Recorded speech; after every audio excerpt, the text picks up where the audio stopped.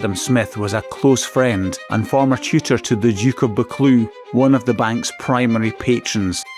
Witnessing the ruin of his friend and the chaos in the Scottish economy, Smith used the Ayr Bank as the primary cautionary tale in his economics masterpiece, The Wealth of Nations.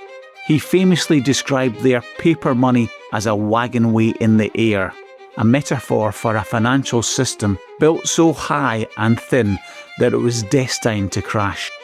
Smith focused his clinical autopsy on a sophisticated form of 18th century check-kitting known as the drawn and redrawn scam.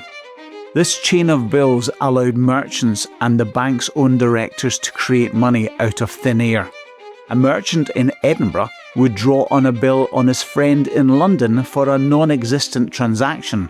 The Ayr Bank would discount the bill, giving the merchant immediate cash. When the bill came due, the London friend, who had no real goods to sell, would draw a new, larger bill back on the Edinburgh merchant to pay the first one. The bank was paying 8% interest to the London banks to keep the bill circulating, while only charging its customers 5% interest. Essentially, the bank was paying for the privilege of losing its own money. The system only worked as long as the market believed the paper had value.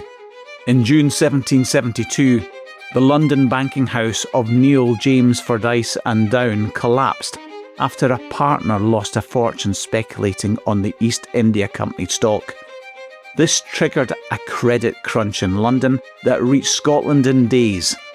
On June the 21st, 1772, unable to meet the frantic demands for gold in exchange for its notes, the Ayr Bank was forced to stop payments.